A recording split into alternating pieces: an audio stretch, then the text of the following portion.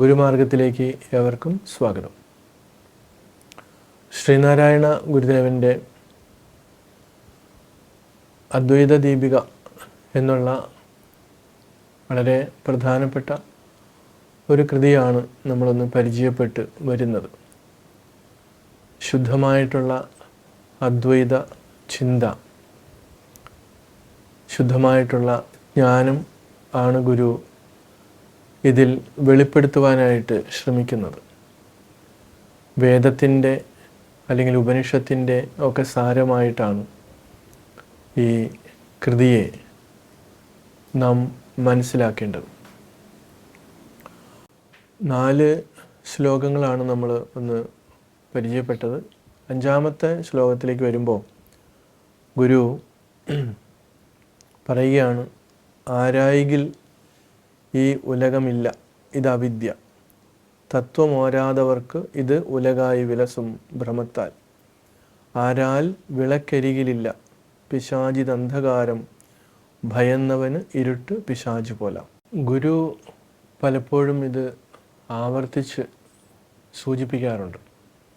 ഇപ്പം നമ്മൾക്ക് തോന്നാം, എന്തുകൊണ്ടാണ് ഇതിങ്ങനെ ആവർത്തിക്കുന്നത്? ഒരേ കാര്യം തന്നെ ഒരേ കൃതിയിൽ തന്നെ ആവർത്തിക്കുന്നുണ്ട്.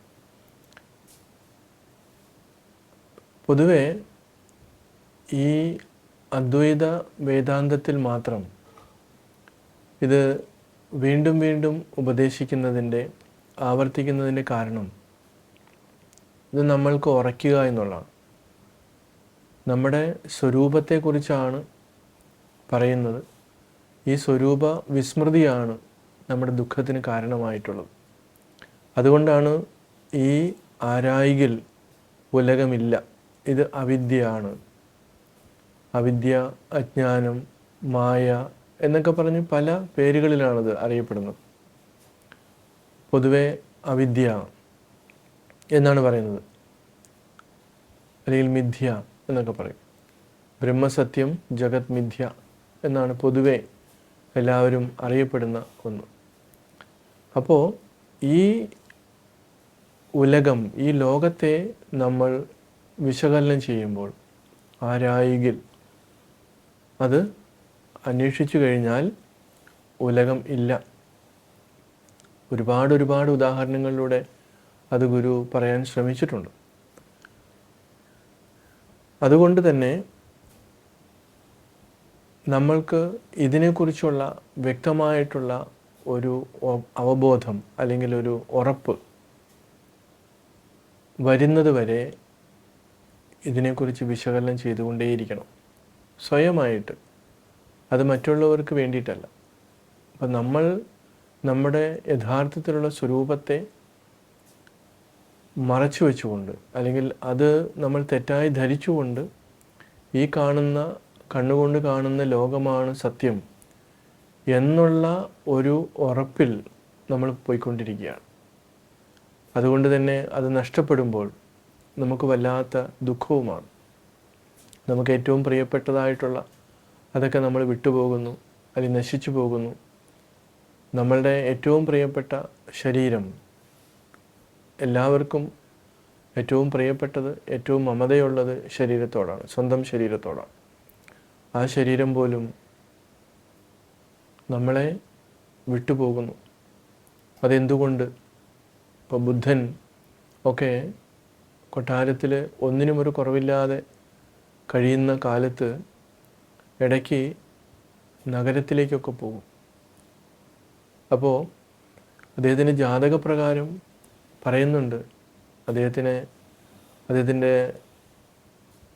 ജീവിതം സന്യസിച്ചുകൊണ്ട് ഉള്ളതായിരിക്കും.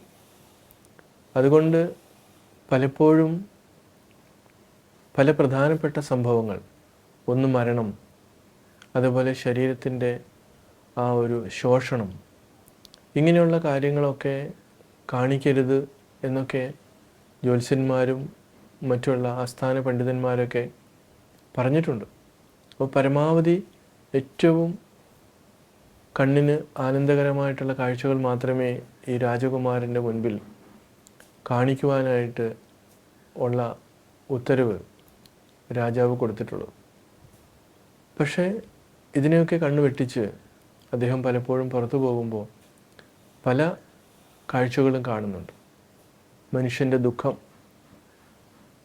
അതേപോലെ ഈ ശരീരം ചുക്കിച്ചുളുങ്ങി പോകുന്നത്, അതേപോലെ മരണം, ഇതൊക്കെ ഈ രാജകുമാരനെ വല്ലാതെ ചിന്തിപ്പിച്ചിട്ടുണ്ട്.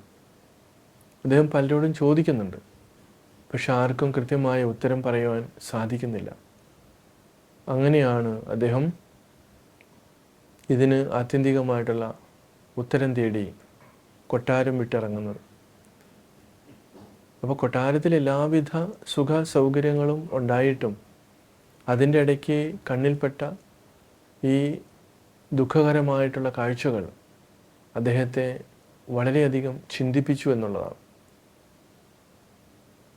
കാരണം അദ്ദേഹത്തിൻ്റെ പൂർവ്വ ജന്മങ്ങളിലെല്ലാം അദ്ദേഹം ഒരു സാധുവായി, സന്യാസിയായി, ഭിക്ഷുവായിട്ടൊക്കെ കഴിഞ്ഞിരുന്ന ആ ഓർമ്മകളാണ് ഒരു കൊട്ടാരത്തിൽ വന്നപ്പോഴും അദ്ദേഹത്തെ മാറ്റിമറിച്ചത്.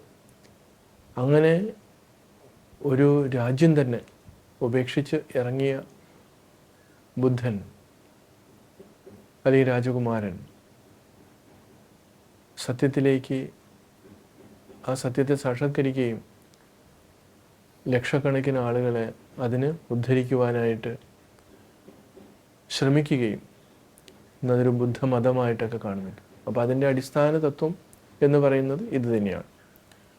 അപ്പോൾ തീർച്ചയായിട്ടും ഈ നശ്വരമായ ലോകത്ത് നമ്മളിതിനെയൊക്കെ കാണുമ്പോൾ നമ്മളിലും ഉണ്ടാകണം ആ രീതിയിലുള്ള ചിന്തകൾ. തീർച്ചയായിട്ടും അതിന് സാധിക്കട്ടെ. ഏവർക്കും നമസ്കാരം.